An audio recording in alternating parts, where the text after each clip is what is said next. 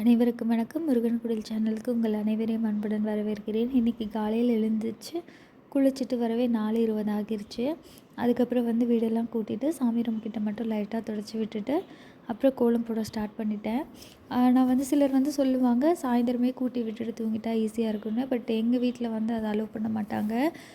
சாயந்தரம் 6 மணிக்கு முன்னாடி பூஜை பண்ணுறதுக்கு முன்னாடி கூட்டி விட்டுட்டு பூஜை பண்ணுவோம். அதுக்கப்புறம் திரும்பலாம் கூட்டி விட்டெல்லாம் தூங்க மாட்டோம். அதனால் காலைல எழுந்திரிச்சு குளிச்சுட்டு தான் கூட்டிட்டு இந்த மாதிரி கோலம் போடுவேன். நான் ட்ரை மாவில் அதாவது ட்ரை அரிசி மாவில் போட மாட்டேன். ஏன்னா நான் திரும்ப ஏதாவது அது மேலே பொருள்லாம் வைக்கும்போது அது களைஞ்சிடுது. அதனால் நான் அப்படி போடுறதில்ல. அதே அரிசி மாவை தண்ணியில் கலக்கிட்டு இந்த மாதிரி போட்டேன் அப்படின்னா எனக்கு திரும்ப அடுத்த நாள் வரைக்குமே நல்லாயிருக்கும், பார்க்கவும் ரொம்ப அழகாக இருக்கும். அதனால் நான் இப்படி தான் போடுவேன். இப்போ உள்ள இந்த மாதிரி கோலம்லாம் போட்டு முடிச்சுட்டு நான் வெளியில் போய் கோலம் போட ஸ்டார்ட் பண்ணேன் அப்படின்னா அதுக்குள்ளே இது கொஞ்சம் காஞ்சிரும். நான் பூஜை பண்ணும்போது காஞ்சிருக்கும். அடுத்து நிலைவாசலில் நான் செவ்வாய்க்கிழமை வெள்ளிக்கிழமை மட்டும் இந்த மாதிரி ஃபுல்லாக மஞ்சள் தடவி நான் மாக்கோலம் போடுவேன். மற்ற நாட்கள்லாம் நான் சும்மா தண்ணி தொட்டு கழுவிட்டு அதுக்கப்புறம் இந்த சைடில் போடுற மஞ்சள் வச்சு பட்டை போடுறது மட்டும் நாங்கள் போட்டுட்டு நான் ஸ்டார்ட் பண்ணிவிடுவேன். செவ்வாய் வழியில் மட்டும் இந்த மாதிரி ரொம்ப உள்ளவே வாசல் மஞ்சள் தடவி வச்சுப்பேன். அதே மாதிரி நீங்கள் கூட்டுறது விளக்கமார் போட்டுலாம் கூட்டக்கூடாது. நீங்கள் ஒரு துணி வச்சு தான் துடைக்கணும் நிலைவாசல் பொறுத்த வரைக்கும். ஏன்னா அதுலேருந்து நம்ம மகாலட்சுமியும் குலதெய்வமும் இருக்காங்க இல்லையா? அதனால் நீங்கள் விளக்கமார் வச்செல்லாம் கூட்டக்கூடாது நிலைவாசலை. இப்படி மஞ்சள் தடவும் போது அந்த மஞ்சளில் கொஞ்சம் ஜவ்வாது கொஞ்சம் பன்னீர் தடவிட்டிங்க அப்படின்னா நீங்கள் க்ராஸ் பண்ணும்போதெல்லாம் நல்ல ஒரு பாசிட்டிவ் ஸ்மெல் வரும். நமக்கே ஒரு மாதிரி நம்மளுக்கு ரொம்ப பிடிச்சிருக்கும் அந்த ஸ்மெல்லை. ஸோ மஞ்சளில் கொஞ்சம் அந்த மாதிரி கலந்துட்டு அதுக்கப்புறம் குழச்சி இந்த மாதிரி தடவினீங்கன்னா நல்லாயிருக்கும். திரும்ப இதை நீங்கள் துடைக்கும்போது அப்படியே துடைச்சிங்கன்னா கொஞ்சம் கஷ்டமாக இருக்கும். நீங்கள் ஃபஸ்ட்டு கொஞ்சம் தண்ணி போட்டு ஸ்ப்ரெட் பண்ணி விட்டு ஒரு நிமிஷம் விட்டுட்டு துடைச்சிங்கன்னா ஈஸியாக வந்துடும். தாமரை நாங்கள் ஒரு இதில் எப்போவுமே எக்ஸ்ட்ரா போடணும் அப்படின்னு சொல்லுவாங்க. அதனால தான் இந்த பக்கம் 2 அந்த பக்கம் 3 அந்த மாதிரி நான் போட்டிருக்கேன். ஒரு இதில் எப்பயுமே ஒற்றைப்படையில் தான் போடணும் அப்படின்னு சொல்லிட்டு நாங்கள் அந்த மாதிரி தான் போடுறது வழக்கம். அதே மாதிரி நான் கேட்டுக்கு வெளியிலலாம் போய் கோலம் போட மாட்டேன். ஏன்னா 4:30 மணிக்கு வெளியில் போகிறது இங்கே சேஃப் கிடையாது. அது இல்லாமல் எனக்கு ரொம்ப பயமும் கூட. அதனால போய் அப்படிலாம் போட மாட்டேன்.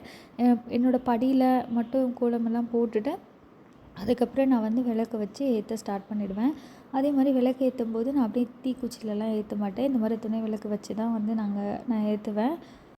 இங்கே விளக்கு ஏற்றி முடிச்சுட்டு குலதெய்வத்தையும் மகாலட்சுமி தாயாரையும் வேண்டிக்கிட்டு அதுக்கப்புறம் தான் நான் உள்ளே போயிட்டு விளக்கு ஏற்றுவேன். இன்றைக்கி செவ்வாய்க்கிழமை அப்படிங்கிறதுனால வெற்றிலை தீபம் ஏற்றலாம் அப்படின்னு சொல்லிட்டு காலையிலே எல்லாம் ரெடி பண்ணி வச்சுட்டேன். கோலம் போடும்போது எல்லாம் ரெடி பண்ணி வச்சுட்டு தான் நான் வெளியில் போய் போட போயிருந்தேன். அதுக்கப்புறம் ஊதுபத்தியெல்லாம் காட்டிட்டு அதுக்கப்புறம் சாம்பிராணி காட்டிட்டு வீடு ஃபுல்லாக கண்டிப்பாக செவ்வாய்க்கிழமை வீடு ஃபுல்லாக சாம்பிராணி போடுங்க. இப்போ உள்ள ரூமில் யாராவது இல்லை தூங்கிட்டு இருந்தாங்கன்னா நீங்கள் அங்கே உள்ளெல்லாம் போட தேவையில்லை. நீங்கள் மற்ற ரூமில் அந்த மாதிரி கிச்சனில் அந்த மாதிரி போட்டுக்கோங்க. இந்த வீடியோவில் முதல் முறையாக நான் என்னோடய பூஜை ரூம் காட்டியிருக்கேன். பெரிய பூஜை ரூமெல்லாம் இல்லை, சின்ன பூஜை ரூம் தான். பட் நான் அதுலேயே நிறைய விக்கிரகங்கள் அந்த மாதிரி வச்சு நான் மெயின்டைன் பண்ணிகிட்ருக்கேன்.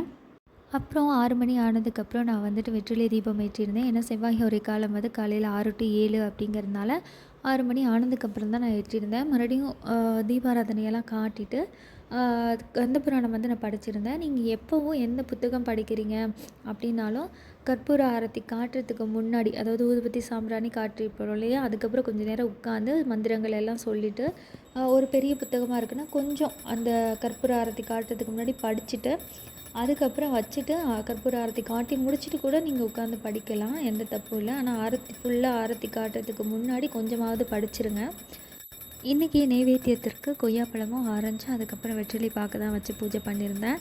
இன்றைக்கி 6:15 எனக்கு பூஜை முடிஞ்சிச்சு. அதுக்கப்புறம் என்னோடய டெய்லி வேலைகள் பார்க்க ஆரம்பிச்சிட்டேன். இந்த வீடியோவில் ஏதாவது தவறுகள் இருந்துச்சு அப்படின்னு சொன்னீங்கன்னா கண்டிப்பாக கமெண்ட் பாக்ஸில் சொல்லுங்கள், நான் மாற்றிக்கிறேன். அதே மாதிரி அடுத்து என்ன வீடியோ வேணும் அப்படின்னும் கமெண்ட் பாக்ஸில் சொல்லுங்கள். வீடியோ பிடிச்சிருந்துச்சின்னா லைக் பண்ணிக்கோங்க, சப்ஸ்கிரைப் பண்ணிக்கோங்க. மீண்டும் அடுத்த ஒரு நல்ல பதிவில் சந்திக்கிறேன். நன்றி, வணக்கம்.